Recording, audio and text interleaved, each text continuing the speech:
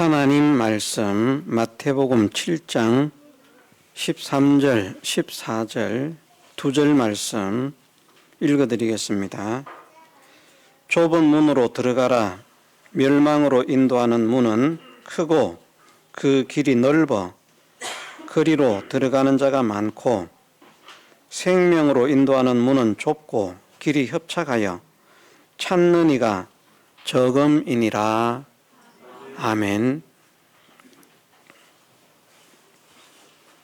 네, 많은 사람들이 세상을 살면서 세상의 삶에 있어서도 다른 사람들보다 좀 더 나은 생활, 안락한 생활, 풍족하고 풍요로운 생활, 그것을 소망을 합니다.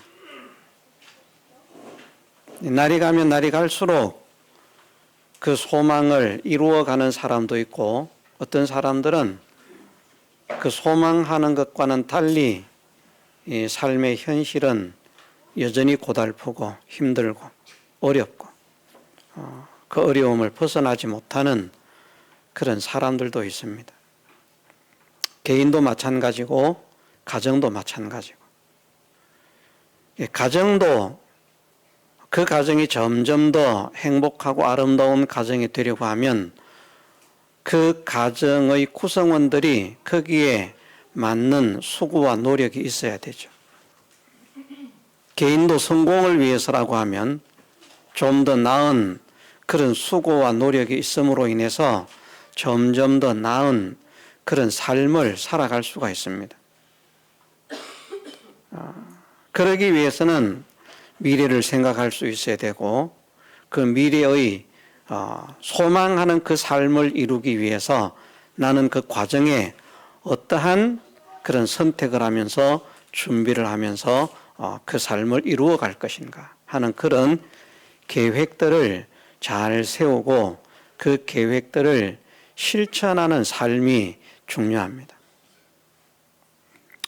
학생들도 이제 겨울 방학이 되든지 여름 방학이 되든지 방학 때가 되면, 요즘은 그런 것을 별로 보지 못했습니다만은 저희가 학교를 다닐 때만 해도 방학 때가 되면 항상 만드는 게 있습니다. 방학 생활표. 그래서 몇 시에 일어나서 무엇을 하고, 몇 시에는 또 무엇을 하고, 몇 시에는 무엇을 하고. 그게 보면 생활표가 공부로 가득 차 있고요. 쉬는 날 쉬는 시간 별로 없어요. 그게 제대로 지켜지는가? 잘 안 지켜집니다.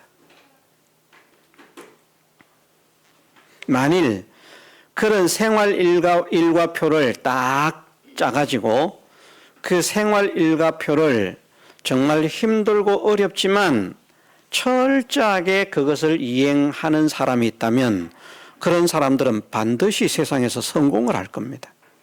그게 잘 안 되기 때문에 성공하는 사람이 많지 않은 것입니다.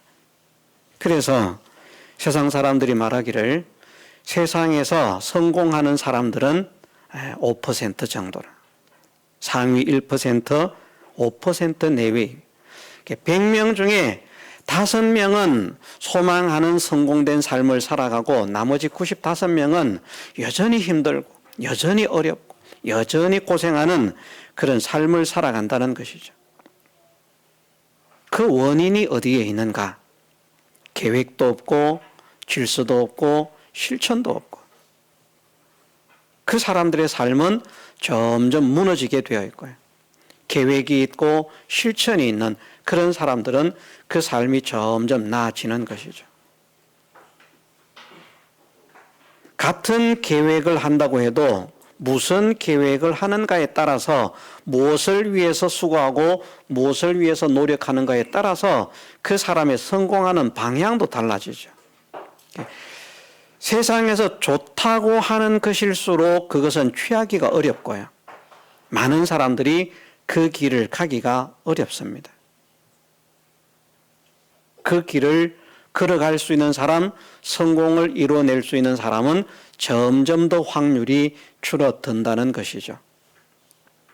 이런 이치를 생각해 보면 하나님께서 그 자연적인 현상과 자연적인 이치를 통해서 진리의 말씀도 잘 깨닫게 하신다. 세상도 성공하려고 하면 평안을 추구하고 쾌락을 추구하고 재미를 추구하고 현재의 안위를 추구하는 사람들은 결코 세상 성공을 할 수가 없습니다. 그건 아이들도 마찬가지입니다. 아이들도 공부를 해야 될 때는 공부를 해야 되거든요. 근데 공부하기가 뭐 좋습니까? 힘들지 않습니까? 재미가 없지 않습니까? 그러니까 지금 당장 재미있는 것, 게임이든지 오락이든지 어울려서 돌아다니면서 노는 것이든지 이런 것을 즐기는 것입니다. 좋은 것은 하기가 어렵습니다. 오늘 말씀 속에 이렇게 말씀을 하십니다. 좁은 문으로 들어가라. 멸망으로 인도하는 문은 크고 그 길이 넓어 그리로 들어가는 자가 많고 생명으로 인도하는 문은 좁고 길이 협착하여 찾는 이가 적음이니라. 아멘. 우선 두 가지 문구를 우리가 생각을 해봅시다. 하나는 멸망으로 인도하는 문이라는 것입니다. 그 길로 걸어가고 그 문으로 들어가면 결과는 무엇인가? 멸망이라는 것이죠. 멸망을 원하는 사람이 없는데 멸망을 원하는 사람이 누가 있습니까? 아무도 원치 않잖아요. 그런데 그 길로 걸어가면 원하든 원치 않든 반드시 멸망하는 그 결과가 나타난다 말씀을 하셨고, 반대로 또 하나는 14절에 생명으로 인도하는 문이라 그렇게 말씀하셨습니다. 이 길을 걸어가고 이 문을 들어가면 누구나 생명을 얻는다는 것이죠. 그래서 우리는 항상 우리 앞에 이 두 가지 길과 두 가지 문이 놓여 있다는 사실을 인지를 해야 되겠습니다. 깨달을 수 있는 사람이 되어야 됩니다. 내 앞에는 멸망으로 인도하는 길이 있고 생명으로 인도하는 길이 있다. 내 앞에는 멸망으로 인도하는 문이 있고 생명으로 인도하는 문이 있다. 마치 처음에 말씀드린 것처럼 세상의 삶을 가지고 말한다고 하면 세상에서 실패하는 길이 있고 성공하는 길이 있다. 세상에서도요. 실패하는 길은 걸어가기가 쉬워요. 성공하는 길은 걸어가기가 어렵습니다. 맞죠? 성공하는 길이 쉬웠다고 하면 여기에 있는 우리 모두는 지금쯤 다 성공해 있을 거예요. 세계적인 인물이 되어 있고. 근데 왜 그렇게 되지 못했는가? 어렵거든요. 힘들거든요.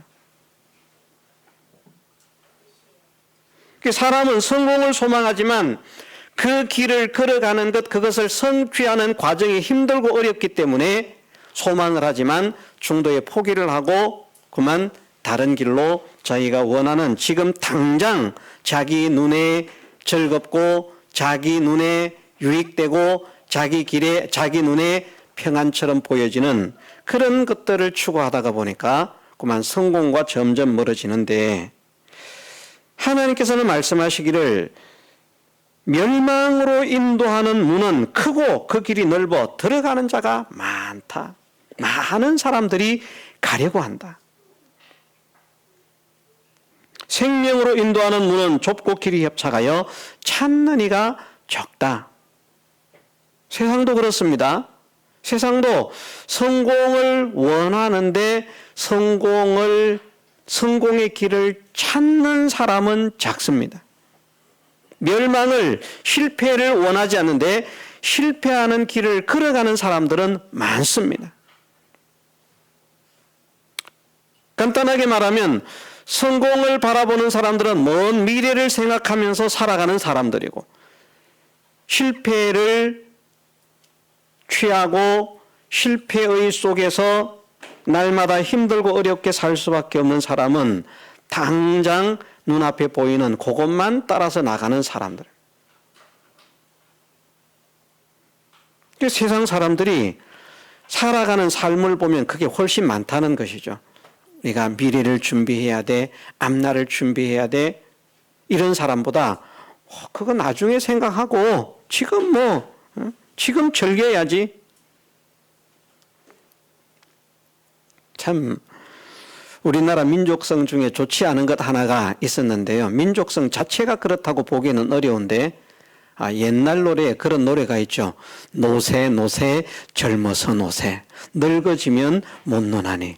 늙어지면 일은요.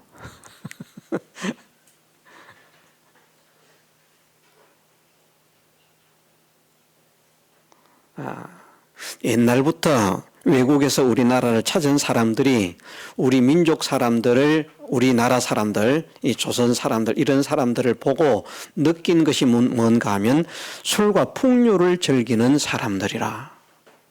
놀고 먹기를 좋아하는 사람들이라. 그렇게 평가를 했답니다. 그러니 못 살았던 거예요. 잘 살 수가 없었던 거예요.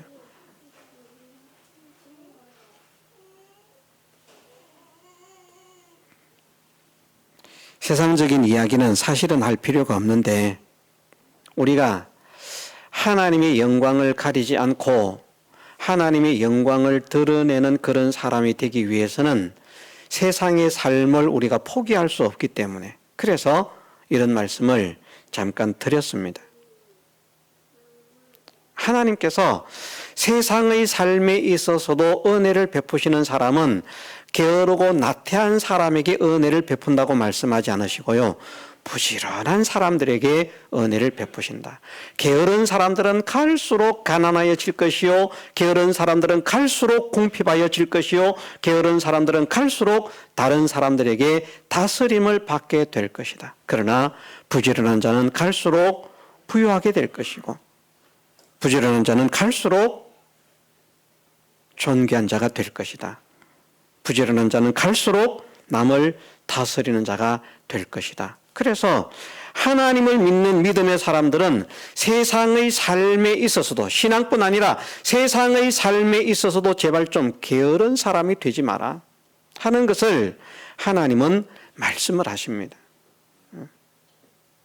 그래서 십계명 말씀을 하실 때에도 어떤 말씀을 하십니까? 제4계명에 안식일을 지키라는 말씀을 하시면서 먼저 꺼내고 있는 말씀이 무엇인가 하면 엿새 동안은 부지런히 놀고 먹을 것이요. 그러죠. 엿새 동안은 열심히 계율을 부릴 것이요. 엿새 동안은 평안히 쉴 것이요. 그렇게 말씀하지 않고요. 엿새 동안은 힘써 내 모든 일을 행할 것이나. 힘을 써라고 말씀하셨습니다. 그러니까 우리는 세상의 삶에 있어서도 힘을 써야만 되는 사람입니다. 그것 또한 하나님 말씀에 순종하는 것입니다. 공부를 하는 학생이라고 하면 공부를 열심히 하는 것이 하나님 말씀에 순종하는 것입니다. 학생이 공부를 하지 않으면 믿음의 사람으로서는 믿는 자격이 없다라고 할 만큼 하나님께서 기뻐하시지 않습니다. 믿음 안에서 하나님을 사랑하면서 하나님을 의지하면서 하나님을 소망하면서 하나님의 영광을 드러내기 위해서 하나님의 복음을 위해서 귀하게 쓰임받는 일꾼이 되기를 소망하는 마음으로 기도하면서 공부를 한다고 하면 하나님께서 그 사람의 지혜를 열어주실 것입니다. 그렇게 역사하시는 하나님이시라. 아이고 믿는 사람은 공부할 필요 없어. 교회 열심히 다니고 기도 열심히 하고 헌금 많이 하고 그러면 그냥 좀 시험 잘 치게 해주셔. 시험 잘 칩니까? 빵점 맞지? 절대 그게 안 됩니다. 하나님은 그렇게 사는 것을 사이비한 삶이라, 신비주의적인 그런 잘못된 길을 걸어가는 삶이라 그렇게 말씀을 하실 겁니다. 자, 우리가 기억을 하십시다. 세상은 그러한데 신앙에 있어서도 더욱 그러해서 신앙에 있어서는 성공과 실패 정도의 수준이 아니라 멸망하는 길과 사는 길이 있다. 사느냐 죽느냐 요 두 가지 길이 우리 현실 앞에 놓인다는 것을 말씀을 하십니다. 다 사람들은 살기를 원하는데 생명을 원하는데 멸망을 원치 않는데 그런데 오히려 많은 사람들은 멸망을 향해서 치닫고 있다. 생명을 향해서 나아가는 사람들은 그 수가 지극히 작다. 우리는 과연 어떤 믿음의 걸음을 걸어가는 사람인가? 그것을 잘 살필 수 있는 지혜를 가진 사람이 되어라 하는 것을 말씀을 하십니다. 자, 그러면 멸망으로 인도하는 길은 넓고 그 문은 크니까 큰 교회는 멸망으로 인도하는 교회겠네요. 그죠? 많은 사람이 가니까. 그렇게 생각할 수 있습니다. 이런 말씀을 우리 교회처럼 작은 교회나 개척교회 목회자들이 이 말씀을 읽으면 큰 교회는 그거 다 망하는 길입니다. 멸망하는 길이라서 사람들이 찾는 사람이 많은 것입니다. 그렇게 말할 수 있습니다. 그러면서 위안을 받고자 하는 그런 생각을 가질 수 있습니다. 그런데 교회의 크기와는 아무런 상관이 없다는 것을 우리가 먼저 기억하십시다. 참 모순된 것이 뭔가 하면 그렇게 진짜 설교하는 분들이 있습니다. 큰 교회는 멸망하는 교회다. 그런데 모순이 뭔가 하면 그런데 자기 교회가 크기를 원하는 거예요. 저도 우리 교회가 크기를 원합니다. 큰 교회가 되면 멸망하는 교회인데 그게 뭐 좋습니까? 큰 교회는 멸망한다고 해놓고 자기 교회가 크기를 원해요. 그러면 생명을 원한다는 말입니까? 멸망을 원한다는 말입니까? 멸망을 원한다는 말이잖아요. 교회의 크기는 생명의 길과 멸망의 길에 아무런 관계가 없습니다. 교회가 어떤 교회든지 하나님께서 원하시는 그 길을 걷고자 하느냐, 아니면 자기가 원하는 길을 걷고자 하느냐, 하나님께서 기뻐하시는 길을 걷고자 하느냐, 자기가 좋아하는 길을 걷고자 하느냐, 그런 것에서 멸망과 생명이 갈라지는 것이지 교회의 크기와 다니는 사람의 숫자의 많고 적음에 멸망과 생명은 조금도 영향을 미치지 않습니다. 그러나 분명한 사실은 많은 사람들이 생명보다는 멸망을 취해서 가고 있다. 주님께서 그렇게 말씀하지 않으셨습니까? 멸망으로 인도하는 문은 크고 그 길이 넓어 그리로 들어가는 자가 많고, 생명으로 인도하는 문은 좁고 길이 협착하여 찾는 이가 적다. 그래서 실제로는 많은 사람들이 하나님을 믿으면서 생명을 얻기 위해서, 구원을 얻기 위해서 달려가고 있지만, 실제로 생명을 얻고 구원을 얻고 하나님의 사랑을 받고 은혜를 받고 복을 누릴 수 있는 그런 사람들은 그 숫자가 적고, 열심히 믿는다고 믿는데 나중에 가면 그것이 믿음으로 나타나는 것이 아니라 멸망으로 나타나는 그런 믿음의 길을 걷는 사람들은 그 숫자가 많이 있다. 그럼 이 말씀을 가지고 우리가 먼저 경각심을 가져야 할 것이, 나는 과연 어떤 길을 걷고 있는 자일까? 나는 멸망의 길을 걷고 있을까? 생명의 길을 걷고 있을까?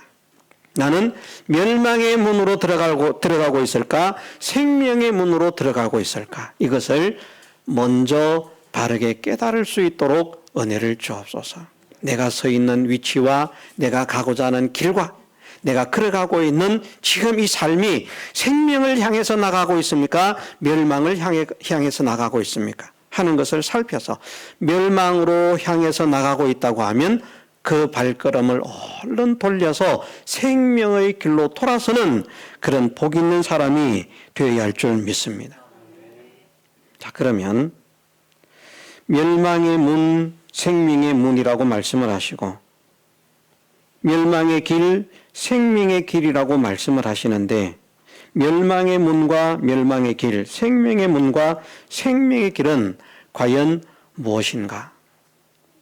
여러 가지를 말할 수 있겠습니다만은 가장 기본적인 것은 하나님 말씀입니다. 이것이 가장 기본적입니다. 생명으로 인도하는 문, 생명으로 인도하는 길은 말씀대로의 신앙을 가지려고 하고 말씀대로의 믿음을 가지려고 하는 사람들, 그 사람들은 생명을 향해서 나가는 사람들입니다. 말씀이라고 하면 지금 우리가 가지고 있는 이 신구약 66권 성경을 말씀하는 겁니다. 성경대로의 신앙. 그런데 멸망으로 나아가는 사람들은 성경하고는 아무런 상관없습니다. 내 믿음이 성경적일까? 성경적이 아닐까? 내 믿음이 진리적인 믿음일까? 진리적인 믿음이 아닐까? 이런 데 대해서 관심이 없습니다. 그냥 자기 편한 대로, 자기 좋아하는 대로, 자기 하기 쉬운 대로 그렇게 믿음의 길을 걸어갑니다. 많은 교회들이 보면 멸망으로 인도하는 그런 지도자들이 많이 있습니다. 성도들 입장에서는 생명으로 인도하는 목회자의 설교는 듣기가 딱딱합니다. 재미가 없습니다. 멸망으로 인도하는 이라고 했습니까? 생명이라고 했습니까? 생명으로 인도하는, 멸망으로 인도하는 설교는 재미있습니다. 즐겁습니다. 듣기가 좋습니다. 마음이 편해집니다. 이게 이해가 안 될 텐데요. 어떻게 생명으로 인도하는 설교를 들으면 마음이 편해지고 멸망으로 인도하는 그 설교를 들으면 마음이 답답해져야 정상이지, 어떻게 멸망으로 인도하는 설교를 들으면 마음이 편해지고 생명으로 인도하는 설교를 들으면 마음이 답답해진다는 게 이게 말이 되는가? 틀린 말 아닌가? 맞는 말입니다. 생명으로 인도하는 설교를 들으면 마음이 답답해져요. 왜냐하면 생명으로 인도하는 그 설교는 우리의 잘못된 것들을 생각하게 하고 우리의 삐뚤어진 것들을 생각하게 하는데, 다시 말해서 무엇을 말하는가 하면 성경적이지 못한 생각이나 성경적이지 못한 행위나 성경적이지 못한 삶이나 성경적이지 못한 사람을 발견하게 해서, 성경에는 보면 하나님께서 이런 사람이 되라고 하셨고 이런 말을 하라고 하셨고 이런 행동을 하라고 하셨는데 이런 인격을 가지라고 말씀하셨는데 내가 그런 사람이 되지를 못했구나 하는 것이 느껴지니까 마음에 눌림이 되고요. 그게 회개할 게 되거든요. 자기의 죄가 발견된다는 겁니다. 자, 로마서 말씀에 보면 그렇게 말씀을 하셨습니다. 율법이 가입한 것은 우리에게 무엇을 생각나게 하려고요? 죄를 생각나게 하려고. 하나님께서 우리에게 이 말씀을 주셨는데 이 말씀을 주신 목적은 우리의 생명과 복을 위해서라고 말씀하셨습니다. 그게 하나님 말씀을 주신 목적이에요. 우리를 생명과 복의 세계로 인도하시기 위해서. 또한 이 말씀을 주신 목적이 우리로 하여금 하나님의 사람으로 온전한 사람을 만들고 하나님의 사람으로 온전한 일을 행하기에 부족함이 없는 온전한 사람 만드는 것이 이 말씀을 주신 목적이라고 했습니다. 그럼 듣기가 좋아야 되잖아요. 이것이 목적인데 과정이 무엇이 나타나는가 하면 회개가 나타난다는 거죠. 뭘 생각하게 해서? 죄를 생각나게 만들어서 이런 게 내가 안 믿을 때는 몰랐는데 이걸 하면 안 되는구나. 이걸 하면은 하나님께서 싫어하시는구나. 미워하시는구나. 성경을 보니까 이렇게 하는 것이 죄라고 말씀을 하셨네. 내가 성경을 모를 때는 이것이 죄인 줄 몰랐는데 성경을 알고 보니까 이것이 죄네. 제가 믿음이 장성한 성도들 같으면 막 이렇게 하고 싶은 말들이 있는데 여러 가지에 대해서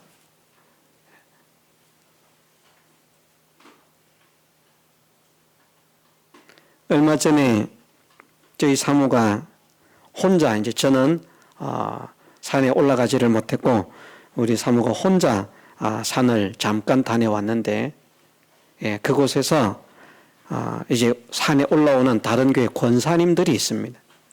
권사님들이라 그래요. 한 분은 여기 신백동에 있는 신광교회를 다니시는 것 같고, 정확하게는 모르겠습니다. 한 분은 명락교회라고 하는 교회를 다닙니다.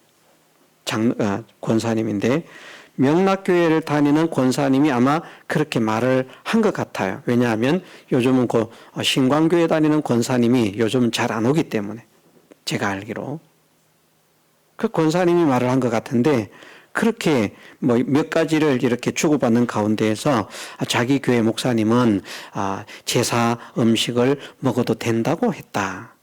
그 음식을 먹어서 탈이 나거나 꺼림칙하지만 않으면 그것은 먹어도 괜찮다라고 말을 했다. 이렇게 말을 했다는 거예요. 성경적인 것인가? 성경적인 것은 아니거든요. 왜냐하면 성경은 우상의 제물을 먹지 말라고 말씀을 하시고 죽은 자에게 제사를 하지 말라고 말씀을 하시기 때문에 전 세계적으로 죽은 조상에게 제사를 지내는 나라는 몇 나라 되지 않습니다. 중국, 한국, 일본도 뭐 자기 개인적인 조상에게 제사를 잘 지내지 않습니다. 중국은 지내고요.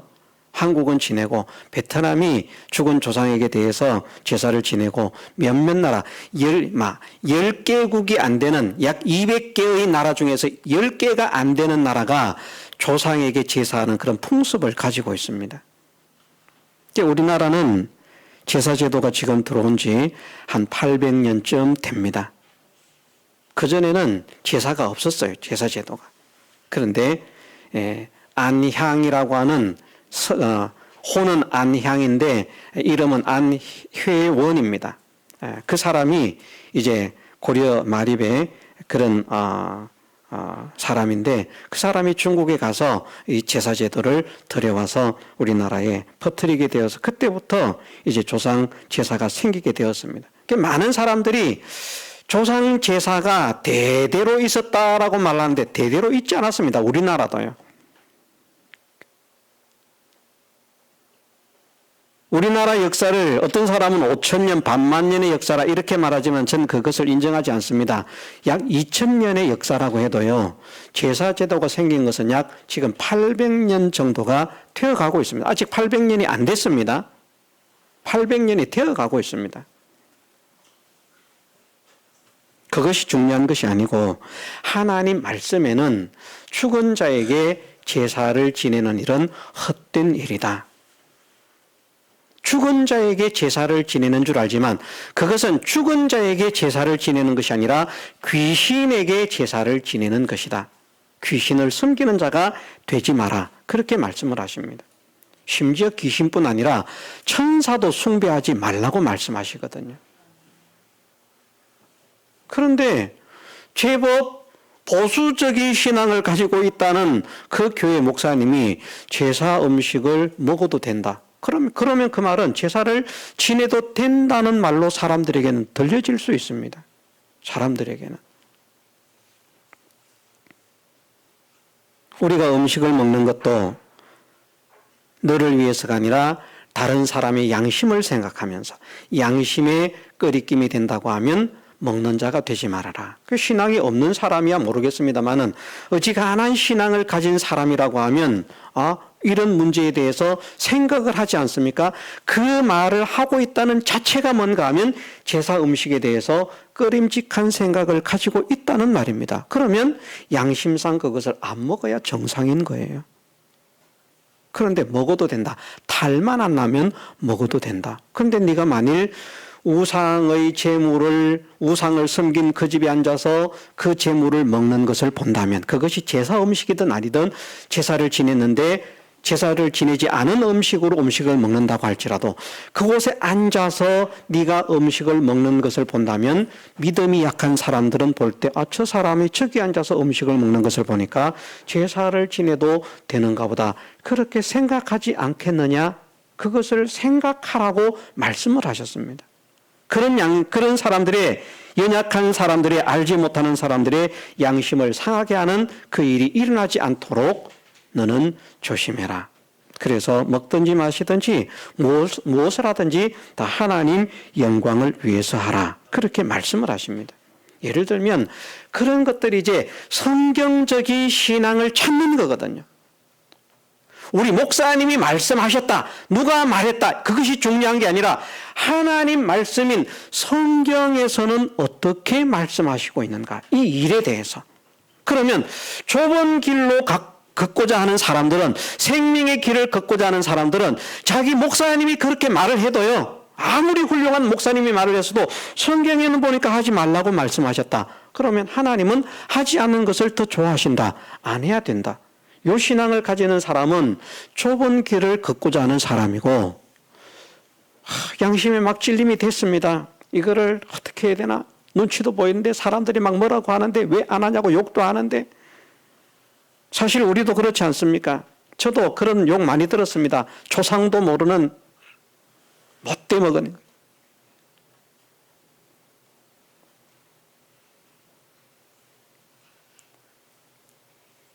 제사를 지내지 않는다고 그렇게 욕하는 사람들의 말을 저는 들어보았습니다. 그러니 그런 비난, 그것을 듣지 않기 위해서 신앙을 지키려고 하니까 그 힘들지 않습니까? 그런데 어떤 사람이 그럴 때 말을 하는 겁니다. 제사 음식 먹어도 된다, 제사를 지내도 된다. 그러면 마음이 평안해지는 거예요. 그날부터 갈등이 없어집니다. 이렇게 좋은 말씀을, 생명의 말씀을 이제야 들었네. 생명의 말씀입니까? 멸망으로 인도하는 말입니다. 시간 관계상 줄여야 되겠습니다. 예를 들면 이렇게 우리가 좁은 길과 넓은 길을 구별할 수 있습니다. 성경적인 길, 성경적인 신앙, 성경적인 믿음을 가지려고 하는 것은 좁은 길입니다. 이게 가장 기본적입니다. 왜냐하면 우리 신앙의 기준이 말씀이기 때문에. 신앙의 기준이 말씀인데 말씀을 벗어나고 무슨 신앙의 기준을 찾을 수가 있겠습니까? 신앙의 기준을 세상 철학에서 찾으랍니까? 세상 과학에서 찾으랍니까? 아니지 않습니까? 하나님을 믿는 믿음의 기준은 성경에서 찾아야 되는 것입니다. 그러면 가장 기본적인 것은 무엇인가 하면 내가 성경적인 신앙을 가졌는가, 성경에서 벗어나는 신앙을 가졌는가 하는 것을 살펴서 내 삶이나 내 말이나 내 행동이나 내 인격이나 이런 것들이 자꾸 성경에서 벗어난 길을 가는 것이 발견된다고 하면 그것을 회개하고 내가 이제는 성경적인 하나님 말씀대로의 그런 사람으로 살기를 소원합니다. 그런 사람이 되기를 힘쓰겠습니다 하고 자꾸 회개하면서 소원하면서 각오하면서 다짐하면서 성경적인 그 믿음의 걸음을 걸으려고 힘쓰는 사람들은 생명의 길을 걷고자 하는 사람이고 걸어가는 사람이고요. 그런데 생명의 길을 소원하면서도 나는 성경 이야기하면 그만 머리가 아프더라. 그건 싫다. 왜 우리가 성경대로 믿어야 되는데. 어떤 사람은 시대 탓합니다. 지금 시대가 어떤 시대인데 옛날 몇천 년 전에 쓰여진 성경을 따라서 그대로 믿어야 된다고 한다는 말이냐. 그 성경 그거 필요 없다. 심지어 그렇게 말하는 사람도 있습니다. 그런 사람들은 아무리 훌륭한 믿음의 걸음을 걷고 위대한 신앙의 걸음을 걸을지라도 그들의 결과는 멸망을 만날 수밖에 없다. 그래서 오늘 오전에는 우리가 이것을 기억하십시다. 두 가지 길이 있다. 생명으로 인도하는 길과 멸망으로 인도하는 길. 두 가지 길 중에 두 번째는 생명으로 인도하는 길과 문으로 가는 사람들은 적다. 멸망으로 인도하는 문과 길로 가는 사람은 많다. 나는 어디에 속해 있는 사람인가? 생명으로 인도하는 길과 멸망으로 인도하는 길을 무엇으로 알 수 있을 것인가? 가장 근본적이고 가장 기본적인 것은 하나님 말씀이다. 성경대로 믿으려고 하면 그것은 일단 신앙의 길로 걸어갈 수 있는 것이고, 아무리 하나님을 믿는다고 해도 성경과 상관없는 길을 걸으려고 하면 그것은 멸망을 향해서 가는 길이 되고야 만다. 이것을 오늘 오전에 우리가 분명히 확정해서 우리의 남은 생애 동안 점점 더 생명의 길을 감으로 인해서 하나님으로부터 오는 그 사랑과 능력과 은혜가 풍성한 사람이 되어서 세상으로 백방으로 수고하고 애쓰고 힘쓰는 사람들보다 하나님의 능력으로 성공하는 사람들이 훨씬 더 큰 성공을 이룬다는 것을 빛으로 향기로 나타낼 수 있는 구원의 간증자로 쓰임 받을 수 있는 우리 모두가 되게 해주시기를 주님의 이름으로 축원합니다. 다 같이 통성으로 기도드리겠습니다.